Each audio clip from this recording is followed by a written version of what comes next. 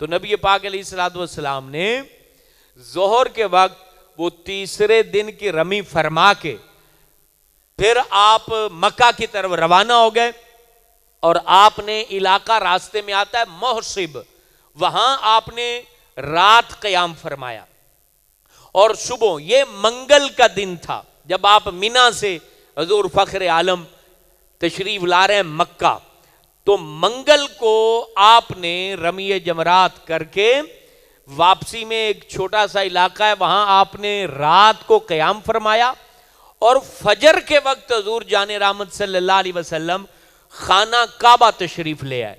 جب کعبہ مشرفہ تشریف لائے تو اب آپ نے طواف زیارت فرمایا تمام صحابہ کے ساتھ۔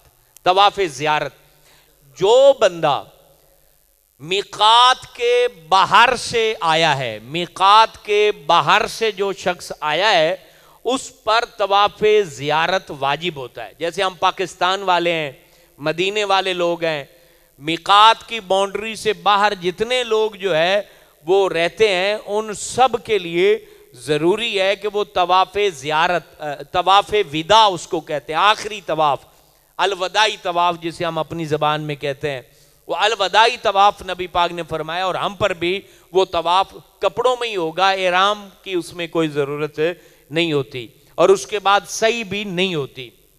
طواف وداع آپ کریں گے، نبی پاک نے بھی طواف وداع فرمایا، اور پھر حضور جان رحمت صلی اللہ علیہ وسلم مدینہ کی طرف، اپنے جو اصحاب مدینے کی جانب کے تھے، کچھ جو باقی تھے اپنے اپنے علاقوں کی طرف روانہ ہو گئے، کچھ نجد کے تھے، کچھ جو ہے وہ قصیم سائیڈ کے تھے، جدھر جدھر کے تھے وہ چلے گئے، اور جو اس پٹی کے تھے وہ ادھر روانہ ہوئے مدینہ کی طرف نبی پاک کے ساتھ۔ تو حضور صلی اللہ علیہ وسلم اب واپس اپنا حجۃ الوداع کر کے واپس آ رہے ہیں، اور راستے کے اندر حضور صلی اللہ علیہ وسلم ایک تالاب پر جو ہے رکے، اس کو کہتے ہیں غدیر خم۔ یہ غدیر خم جو ہے ایک تالاب تھا جس کا یہ نام تھا غدیر خم، وہاں نبی پاک صلی اللہ علیہ وسلم ٹھہرے۔ اب یہاں کیوں ٹھہرے؟ وہاں آپ نے ایک خطبہ دیا، اس کی ریزن کیا تھی، اس کی وجہ کیا تھی، یہ ہماری قوم کو علم ہونا بہت ضروری ہے۔ ہمارے ہاں تھوڑے علم کی وجہ سے فرقہ واریت، چپکلش اور رنجشیں جنم لیتی ہیں، جن کو سولو نہیں کیا جاتا، کیونکہ یہ چیزیں سولو ہو جائیں تو مذہبی بزنس ختم ہو جائے۔ میرے پیچھے جو 10 بندے ہیں وہ بھاگ جائیں، دوسرے ذاکر کے پیچھے کو 10 بندے ہیں وہ بھاگ جائیں، لوگوں کو جب راستہ ہی پتہ لگ جائے گا تو انہیں کیا ضرورت پڑے گی 30 لاکھ دے کے تقریریں کروانے کی؟ تو یہ سن لیجئے، آپ کو، آپ کے بچوں کو کام آئے گا، کیونکہ سوشل میڈیا کا دور ہے۔ نوجوان طبقہ جو مجھے سن رہا ہے وہ غور سے سن لے۔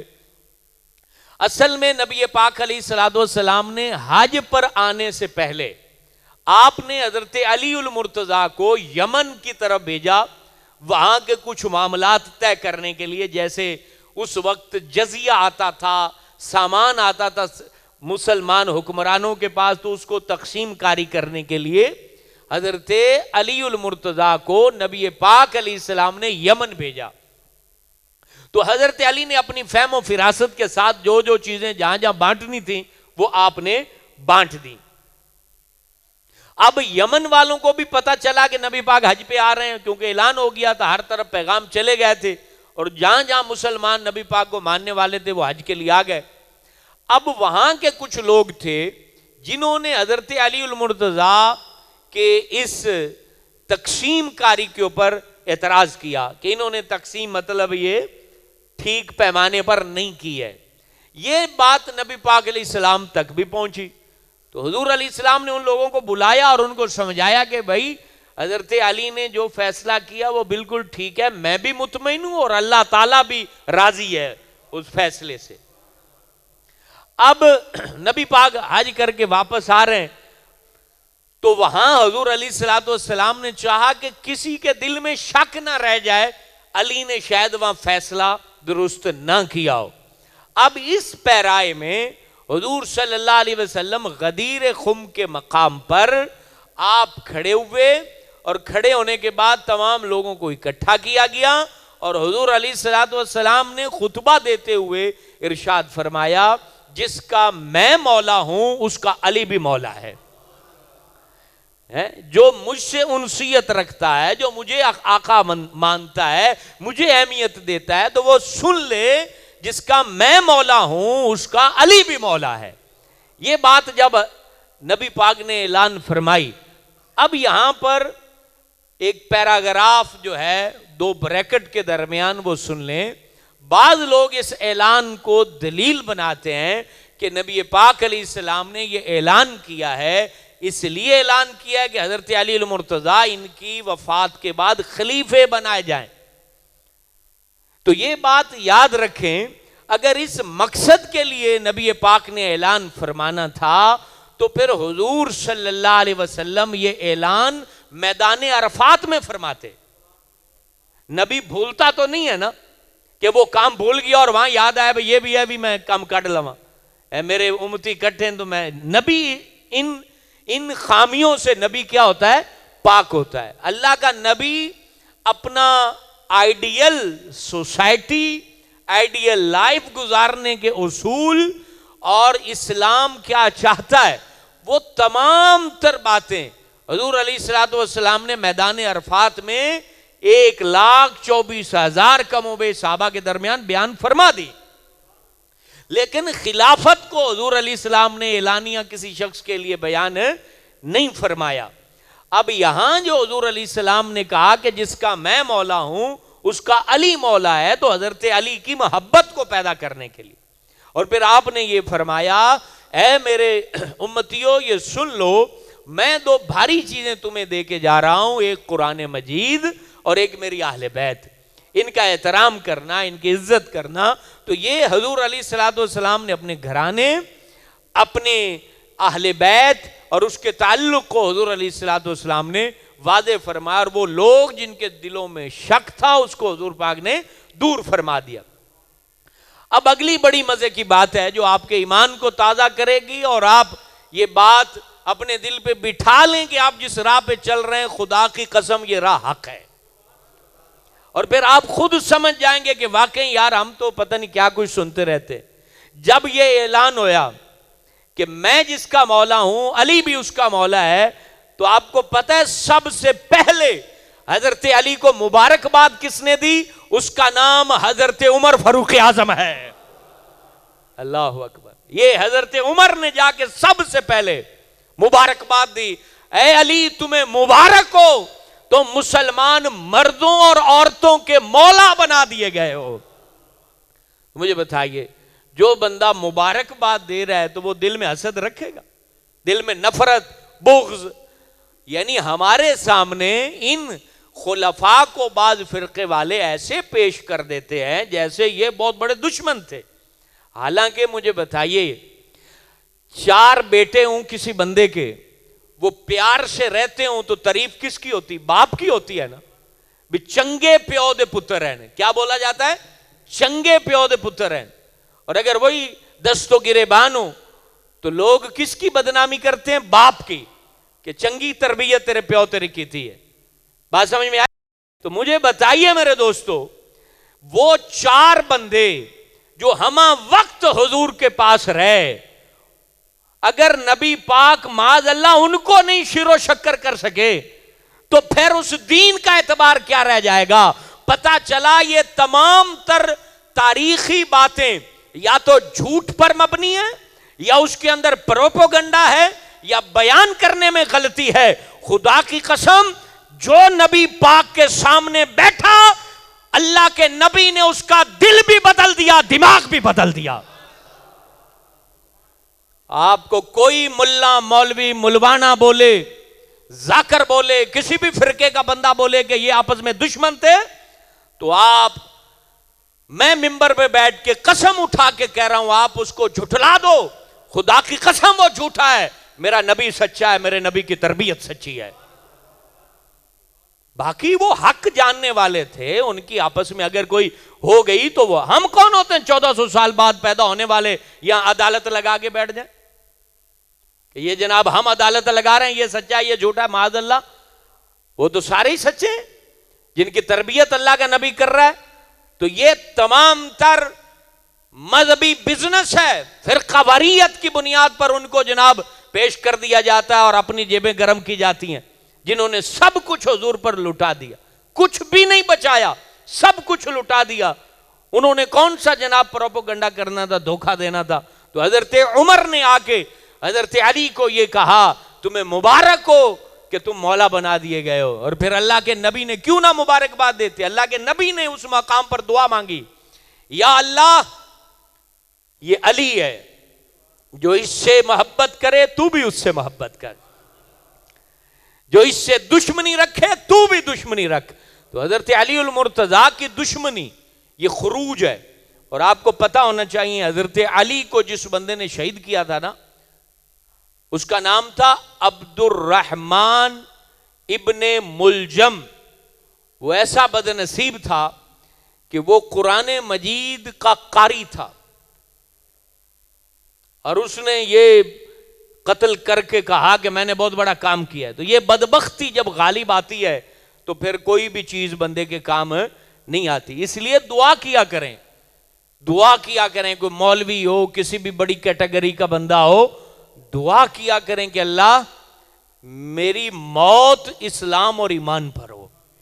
یہ دعا روزانہ کم از کم ایک دفعہ لازمی مانگا کریں، کیونکہ اگلا پورا سسٹم جو ہے آخرت کا وہ ایمان پر قائم ہے. ایمان نہیں ہے تو کچھ بھی نہیں ہے. تو مرتے وقت اللہ کلمہ نصیب فرمائے اور ایمان کی موت نصیب ہو. اب حضور صلی اللہ علیہ وسلم غدیر خم سے آپ آگے روانہ ہوتے ہیں مدینہ پاک کی طرف.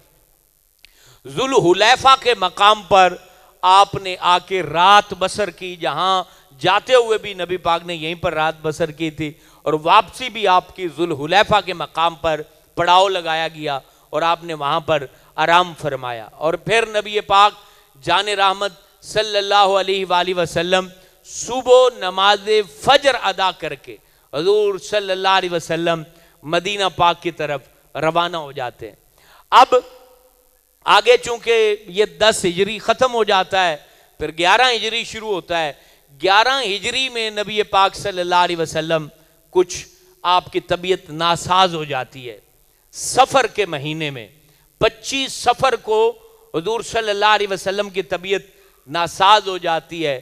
63 سال آپ کی عمر، اور آپ کی طبیعت جب ناساز ہوتی ہے تو ان دنوں میں، اب یہ 11 ہجری کے دن ہے، حضور صلی اللہ علیہ وسلم اسامہ بن زید کو بلاتے ہیں اور فرماتے ہیں مدینے کے تمام مہاجر اور انصار، یہ بڑے چھوٹے سبھی اسامہ بن زید کی قیادت میں رومیوں سے جنگ کرنے جائیں گے.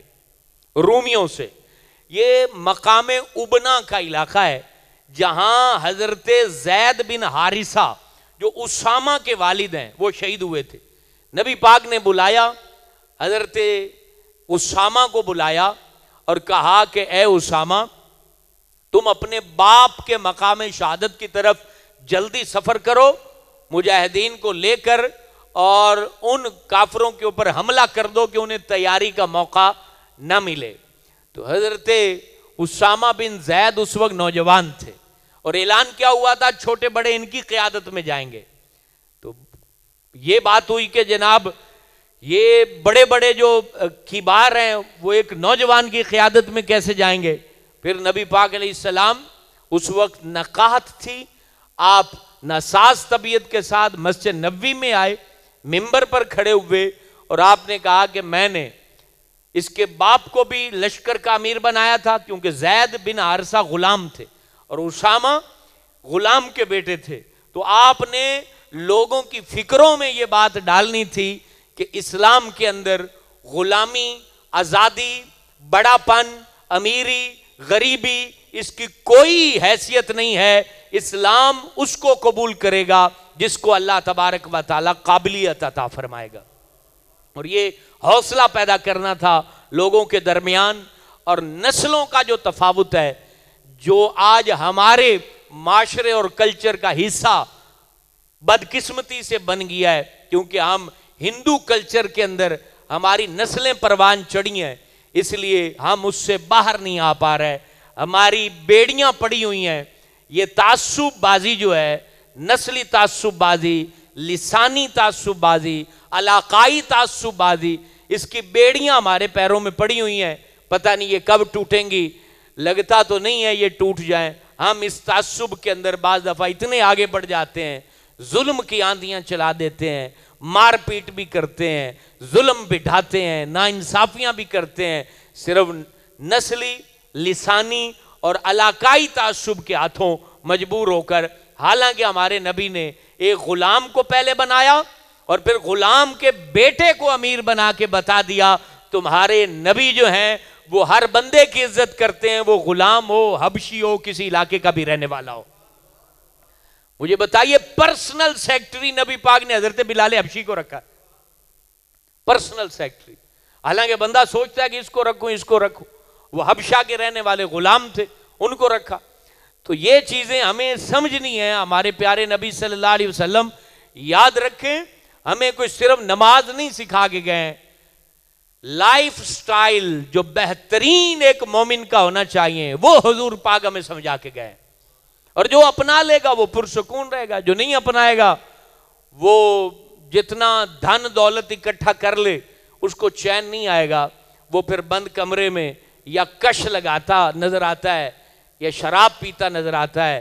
تنہائی میں پھر بیلیوں کو کہتا ہے کوئی چٹکلا سناؤ، دل میں سکون نہیں ہے. اے اللہ کے بندے، دل کا سکون ڈھونڈنا ہے تو دل میں عشق کی شمع روشن کر لے.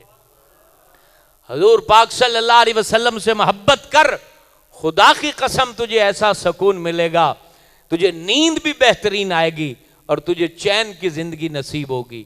الغرض حضرت اسامہ بن زید اپنے لشکر کو لے کے جب نبی پاک نے تربیت فرمائی، مدینہ پاک سے باہر مقام جرف پر جا کے ٹھہرایا اور وہاں پھر سب کو اکٹھا کرنا شروع کیا.